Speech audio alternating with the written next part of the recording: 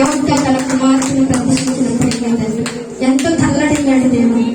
అయ్యో నా ఒక కుమార్తె అని దేవుడు ఎంతో బాధగా ఉండాడు దేవుడు. కానీ దేవా ఐశ్వర్యులు వారందరికీ తండ్రి ఒక ప్రసిద్ధమైన స్త్రీగా, ఒక నాయకురాలిగా, తండ్రిని ప్రేమించిన కుమార్తెగా, తండ్రి మాటను వినిన కుమార్తెగా తండ్రి తన కుమార్తెను ప్రసిద్ధి ఇచ్చావు దేవా. కన్యకులందరిలో తండ్రి తన కుమార్తెని దేవా ఉన్న స్థానం ఇచ్చావు తండ్రి. తను ఎంత ఆనందమునంది ఉంటాడో దేవా ఆ స్థితిని చూచి.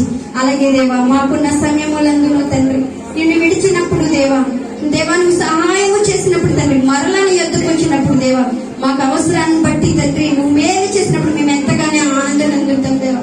నేను ఎంతగానో కృతజ్ఞతాస్తుతులు చెల్లిస్తే సంతోషంగా ఉంటాము దేవా. అలాగే దేవా మా జీవితంలో తండ్రి దేవా నువ్వు సమస్తము చేస్తున్న దేవుడవు. మా జీవితంలో దేవా సమస్తమును నీ చిత్తమే జరిగించు దేవుడు అయినావు దేవా. నీ సన్నిధికి వచ్చిన బిడ్డలందరూ దేవా నీ మాటలు శ్రద్ధగా ఉన్నారు తండ్రి. ఏ రీతిగా తన ఆత్మీయ జీవితాన్ని సిద్ధపరుచుకున్నారో నాకైతే తెలియదు దేవా. నీ వాక్యం అయితే సెలవిస్తుంది, చెవి గలవాడు ఆత్మ చెప్పుచున్న మాట వినుగా కానీ దేవా నీ బిడ్డల హృదయాలలో తండ్రి వాక్యాన్ని తండ్రి వాక్యం అనే విత్తనాన్ని తండ్రి 30 60 100 ఫలింపచేసి అభివృద్ధి పొందమని ఈ వారమంతా నీ బిడ్డలందరినీ కాచి కాపాడమని తాను చేసుకున్న పనులంతట్లోనూ వారు చేసుకున్న పనులంతట్లోనూ వారి అవసరంలోనూ దేవా సమస్తం అన్ని విషయంలో కూడా నీ బిడ్డలందరికీ తోడే ఉండి నేను నడిపించి దీవించమని యేసు పరిశుద్ధ నామం నడిపడుతున్నా పరమ తండ్రి. ఆమేన్.